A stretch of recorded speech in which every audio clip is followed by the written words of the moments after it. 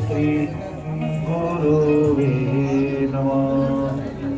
त्वमेव माता पिता त्वमेव, त्वमेव बन्धुसखा त्वमेव, त्वमेव विद्या च द्रविणं त्वमेव, त्वमेव सर्वं मम देव देव। ॐ नमो श्री गुरुदेवाय नमः। ॐ नमो श्री गुरुदेवाय नमः। ॐ नमो श्री गुरुदेवाय नमः। हरि ओम शांति शांति शांति। यहाँ जो उन्होंने मूर्ति स्थापित की है लगभग 70 वर्ष हो गए। उस समय बाबा के बारे में कोई जानता भी नहीं था। माई जिसका कि नाम प्रेमलता नायक, जो बचपन से अपने गुरु के साथ यहाँ थी। जैसे आपने रामायण पढ़ा होगा, शबरी के गुरु मतंग ऋषि। मतंग ऋषि ने शबरी को अपने आश्रम पे रखा और जब वो विदा हुए तो शबरी ने पूछा कि प्रभु आपके जाने के बाद मुझे यहां से निकाल दिए जाएंगे, फिर मैं क्या करूंगी। तो प्रभु ने, उसके गुरु यानी प्रभु कहते थे अपने गुरु को, तो बोले तेरे आश्रम में जो दूसरा आएगा वो कोई और नहीं, नारायण ही आएगा। कि आश्रम में कोई दूसरा पुरुष आए वो नारायण ही होगा। वो तब से इंतजार करते बैठे रही जब तक वो नहीं आए। आने के बाद श्री राम से नवदा भक्ति शिक्षा प्राप्त कर वो मोक्ष प्राप्त किया। उसी प्रकार अपने गुरु की आज्ञा को मानकर ये जो हमारी दीदी है, माँ है प्रेमलता नायक, जो बचपन से बाबा की सेवा, अपने गुरु की सेवा कर रही, जिसकी समाधि आपने देखा 2010 को ये समाधि ली है और आज तक ये वैसे ही निर्वाह कर रही है जैसा वो करते आए थे। तो ये हम लोग के लिए परम सौभाग्य की बात है कि आज हमें इस पावन भूमि पर गुरु भगवान करने का सौभाग्य प्राप्त हुआ। परसों पूज्य गुरु जी से भी माता की बात हुई है और गुरु जी ने कहा है कि मैं बहुत जल्द आने वाला हूँ, आपके आश्रम जरूर आऊँगा। तो ये हम लोग के लिए और इस आश्रम के लिए भी सौभाग्य की बात है कि आज गुरुदेव की भी कृपा प्राप्त है। उसी की मर्जी से आज हम लोग यहाँ गुरु भागवत करने आए हैं।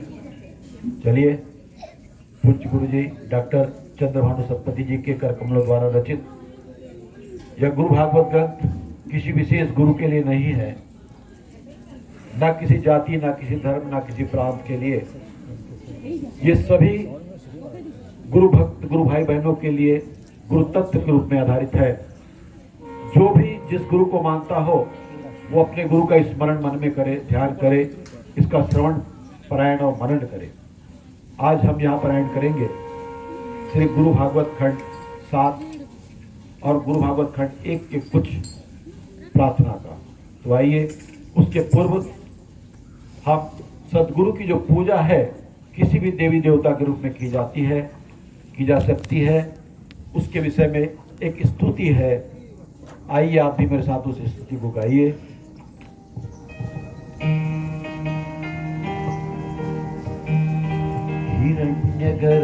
हिरण्यगर्भासम्भूतं श्रीमन्नारायण साई सच्चिदानंद परब्रह्म श्रीमद् सद्गुरु साई।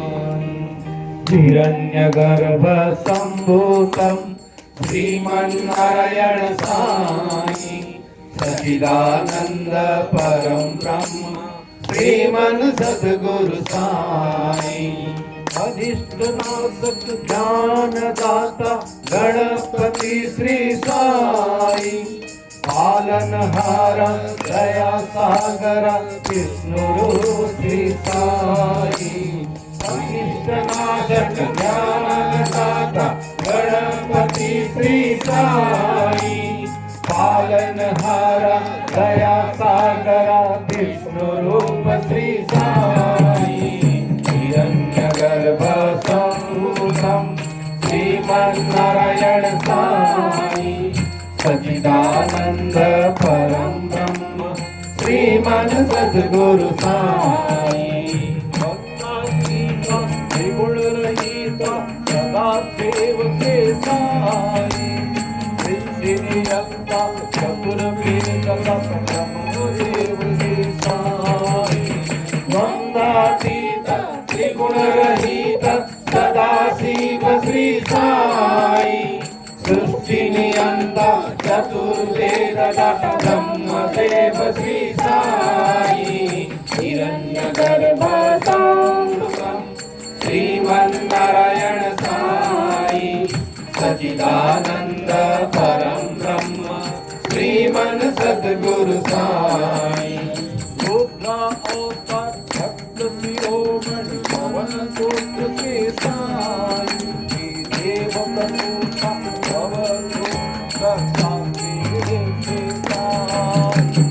रुद्रवतार भक्त शिरोमणि पवन पुत्र श्री साई श्रीदेव प्रसूत अवधूत दत्तात्रेय श्री साई हिरण्यगर्भ संभूतम श्रीमन्नारायण साई सच्चिदानंद परम ब्रह्म श्रीमन सद्गुरु साई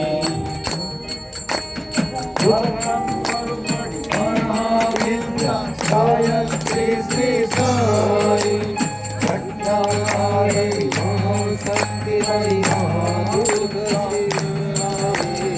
परब्रह्म विद्या गायत्री श्री साई रक्षाकारिणी महाशक्तिमयी महादुर्गा श्री साई हिरण्यगर्भ संभूतम श्रीमन्नारायण साई सच्चिदानंद परम ब्रह्म श्रीमन सद्गुरु साई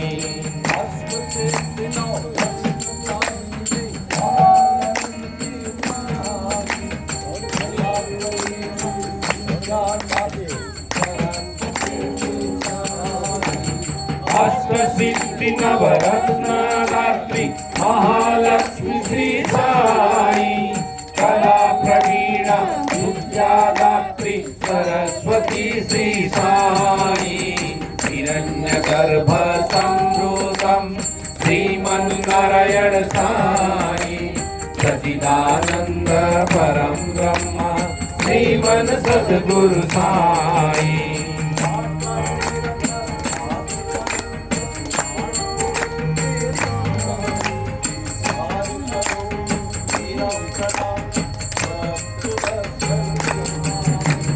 साकार निराकार अनंत वरण पुरुष श्री साई स्वीकार करो मेरा प्रणाम भक्त बसल श्री साई हिरण्यगर्भ संभूतम श्रीमन्नारायण साई सच्चिदानंद पर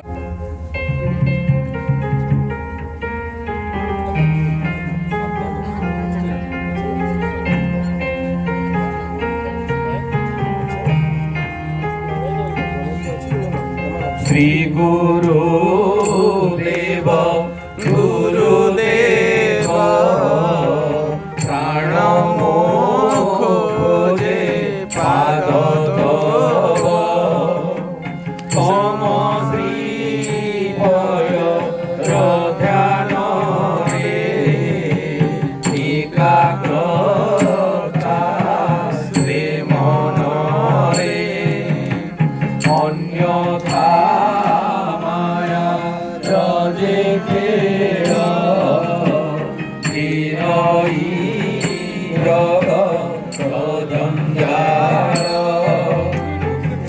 माया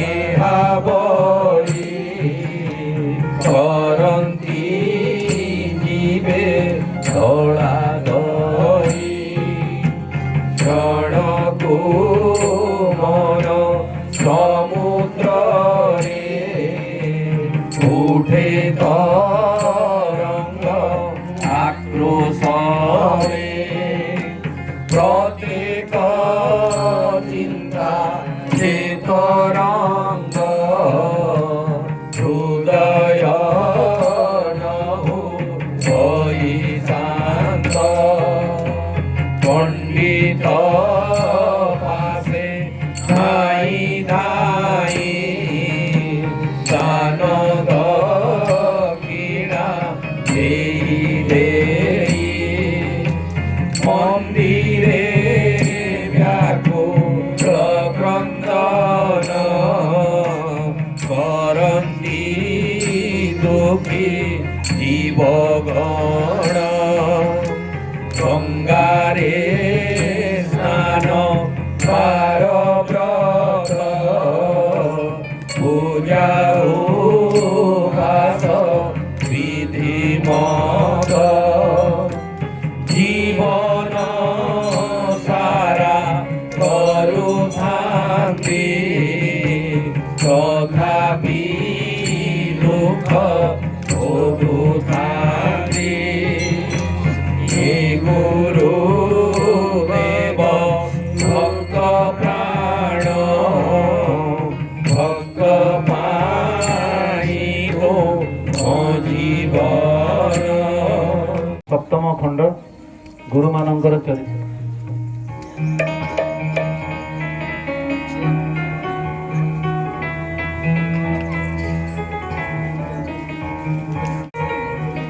महाभारते गुरु माने सेनापति बनिले रणे इतिहासे प्रथम थर समर हेला ए प्रकार इतिहासे प्रथम थर समर हेला ए प्रकार गुरु मानक चरित्र युद्धरे हेला उभासित ସେମାନଙ୍କ ମହନୀୟତା ପୁଣି ତାଙ୍କ ମାନବୀୟତା ଦ୍ରୌପଦୀ ନିର୍ବାସନ ବେଳେ ଭୀଷ୍ମକୁ ବି ଗୁହାରି କଲେ ଭୀଷ୍ମକୁ କରିଲା ବିବଶ ଦୁର୍ଯ୍ୟୋଧନଙ୍କ ବିଶ୍ୱାସ ଭୀଷ୍ମକୁ କରିଲା ବିବଶ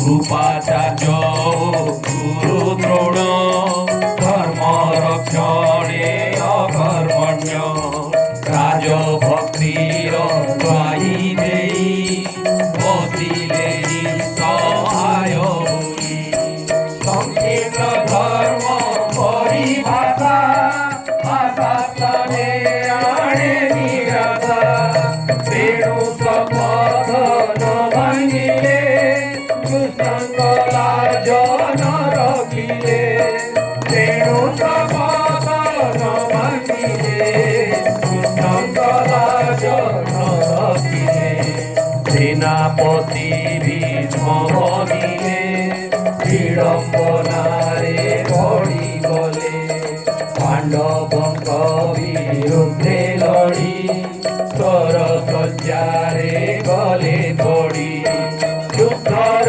हेरा अवसान कौरवଙ୍କର विनाशन राज्य पाइले युधिष्ठिर नरेश हस्तिनापुरर राज्य पाइले युधिष्ठिर नरेश हस्तिनापुरर सुधर्मी राजा युधिष्ठिर भ्राता जाकर सहचर तेणु सुसमाज घड़िला कुसंस्कृति उड़ी गला धृतराष्ट्र आउ गंधारी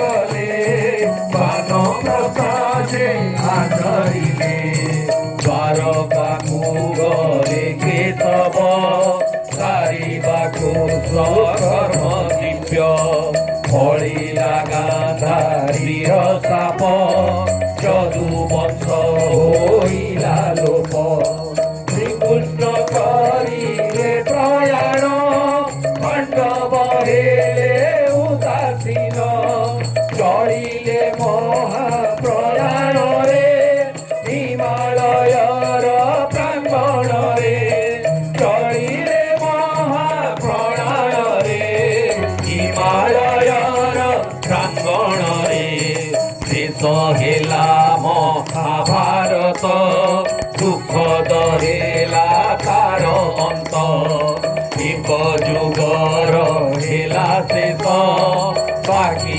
ରହିଲା ଇତିହାସ ଷୋଳ ସୂକ୍ଷ୍ମ ଦିବ୍ୟ ଜ୍ଞାନ ମହାଭାରତ ଦିଏ ଜାଣ ତାତେ ବ୍ୟବହାରିକ ଜ୍ଞାନ ଧର୍ମ ଧର୍ମର ପରିଣାମ ତାତେ ବ୍ୟବହାରିକ ଜ୍ଞାନ ଧର୍ମ ଧର୍ମର ପରିଣାମ ମହାଭାରତ ଶିଖାଏ ସର୍ବଭୌମନେ କେହି ନୁହେଁ ଶକ୍ତିଶାଳୀ ହେଲେ ବିଜନ କବି କାଳର ଦିନ ଏତେ ବି ଶକ୍ତି ପ୍ରାପ୍ତ କଲେ ନର ନହେବ ପ୍ରଭୁ ତୁଲେ ପ୍ରଭୁଙ୍କ ଶକ୍ତି ସର୍ବଭୌମ ପ୍ରଭୁ ନିୟମେ ଚାଲେ ଧର୍ମ ପ୍ରଭୁଙ୍କ ଶକ୍ତି ସର୍ବଭୌମ ପ୍ରଭୁ ନିୟମେ ଚାଲେ ଧର୍ମ ମାନବ କ୍ରୋଧ ନିୟମରେ ଶକ୍ତି ନାହିଁ ଧର୍ମ ଉପରେ ସନ୍ତୁଳନର କରି ଧର୍ମ ପାଳି ପ୍ରକୃତିର ନିୟମ ସମାଜ ହୋଇଲେ ବିକୃତ ବଦଳି ଯାଏ ମନ ସର୍ବ ଅଧର୍ମକୁ ଧର୍ମ ରୂପରେ ମଣିଷ ପ୍ରମାଣିତ କରେ ଅଧର୍ମକୁ ଧର୍ମ ରୂପରେ ମଣିଷ ପ୍ରମାଣିତ କରେ କାଳ ତତ୍ତ୍ୱ ଧର୍ମ ନୀତି ସମାଜେ ସେ ଆଣେ ବିପତ୍ତି ତେଣୁ ଘଟେ ପରିବର୍ତ୍ତନ ଆସେ ଯୁଗୋପଯୋଗୀ ଧର୍ମ ହସ୍ତିନାପୁର ରାଜଧାନୀ ଦୁର୍ଯ୍ୟୋଧନର ଜନ୍ମଭୂମି ଜନ୍ମିଲା କୌରବ ବଂଶରେ ଯଶ କୁରୁ ସୁତ ରୂପରେ ଜନ୍ମିଲା କୌରବ ବଂଶରେ ଜ୍ୟେଷ୍ଠ କୁରୁ ସୁତ ରୂପରେ ভোগেনি রাজকুলে ଥିଲା জননী সর্বসম্পদ ଥିଲା তার পুরুষে বিধিলে তার পূর্ব পুণ্যর দুর্যোধন পাইଥିଲା রাজ্য ও ধন পুণ্য শক্তিরু পাপ করি পুণ্য ভণ্ডার দেলা সারি পুণ্য শক্তিরু পাপ করি পুণ্য ভণ্ডার দেলা সারি দুর্যোধনর পাপতি আনিলা ক্রূর পরিণতি পাপর প্রতিক্রিয়া ধরি অপযশরে গলা মরি মরি গলা দেবে তাহার কুকর্ম ঘরা পাপ ঘর মৃত্যু দ্বার বলিলা পুরী মরণ যায় নেবা টানি মৃত্যু দ্বার বলিলা পুরী মরণ যায় নেবা টানি পূর্ব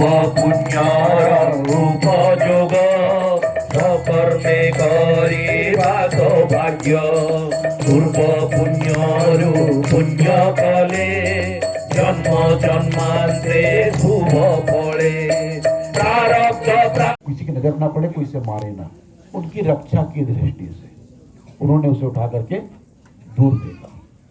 उन्हें क्या पता था कि वो सर्प कहीं जाकर के किसी कांटे की झाड़ पर गिर जाएगा और पूरे शरीर बिध जाएंगे और वो तड़प तड़प कर मरेगा। ये अनजाने में किया गया पाप था, लेकिन पाप तो था, भुगतना पड़ा। ये होता है प्रारब्ध कर्म।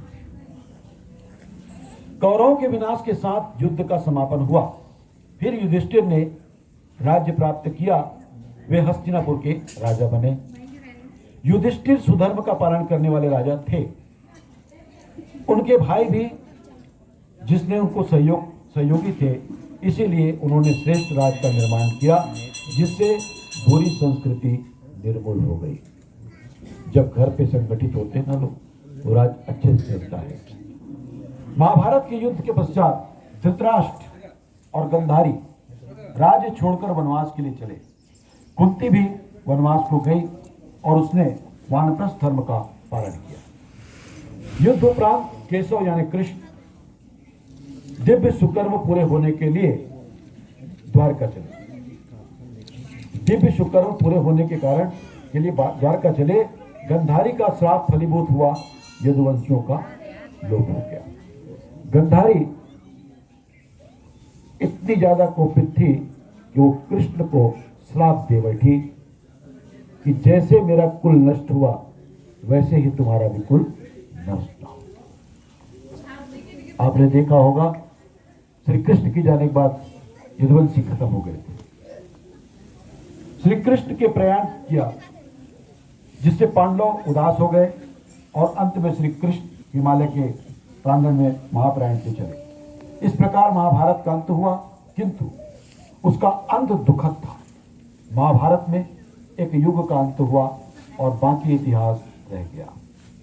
जब इतिहास करवटें बदलता है, जब ये द्वापर से त्रेता, त्रेता से तो चला, तो उस पर जो छटा आती है, जैसे भोर होने के पूर्व, सूर्य निकलने के पूर्व लालिमा आती है, उसी प्रकार कुछ क्षण। तो कृष्ण के काल में भी अंतिम में महाभारत के समय कलयुग की प्राप्ति हो चुकी थी, प्रारंभ हो चुका था, उसकी लालिमा आ चुकी थी। इसीलिए ये कर्तव्य हुआ। इसके आगे है जन समाज को महाभारत की शिक्षा। जन समाज को महाभारत से क्या शिक्षा मिलती है? महाभारत ने स्थूल अर्थात बाह्य, सूक्ष्म, आंतरिक और दिव्य ज्ञान, आध्यात्मिक ज्ञान के साथ व्यवहारिक ज्ञान भी प्रदान किया, जिससे धर्म एवं अधर्म के परिणाम से संबंधित ज्ञान है। महाभारत ये सिखाता है कि कोई भी सार्वभौमिक नहीं है। महाभारत हमें सिखाता है कि कोई भी सार्वभौमिक नहीं है। शक्तिशाली होते हुए भी सभी लोग काल के अधीन है। शक्तिशाली होते हुए भी सभी लोग काल के अधीन है। चाहे वो कितना बड़ा राजा हो, पैसे वाला हो, कितना बड़ा वैद्य हो, कुछ नहीं कर सकता। मनुष्य कितनी ही शक्ति प्राप्त कर ले, किंतु वो प्रभु समान नहीं बन सकता। मनुष्य कितने भी शक्ति प्राप्त कर ले, वो प्रभु के समान नहीं बन सकता। प्रभु की शक्ति सार्वभौमिक अर्थात सर्वव्यापक और सर्वोपरि। प्रभु के ही नियमानुसार धर्म का संचालन होता है। मानव द्वारा बनाए गए नियम, कोई भी शक्ति धर्म के ऊपर नहीं है। कोई भी शक्ति धर्म से ऊपर नहीं है। धर्म वस्तुतः प्रकृति के नियमों का पालन करके संतुलन रखती है। समाज के विकृत हो जाने अर्थात उसका स्वरूप बिगड़ जाने पर मनुष्य की मानसिकता भी बदल जाती है।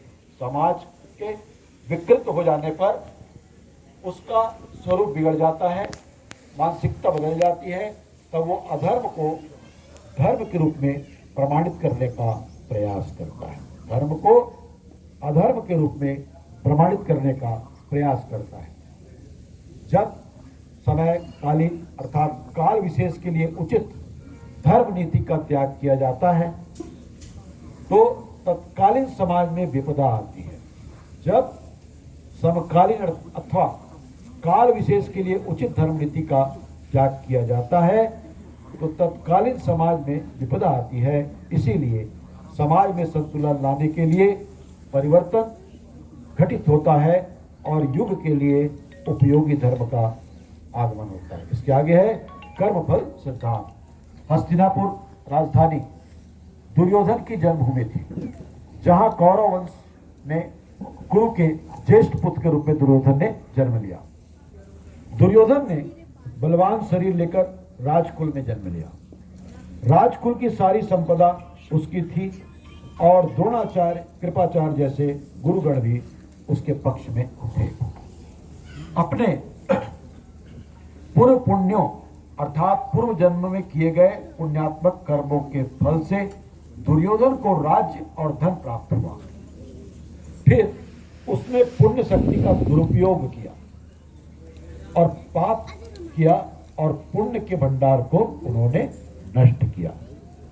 उन्होंने पाप किया और पुण्य के भंडार को दुर्योधन ने नष्ट किया।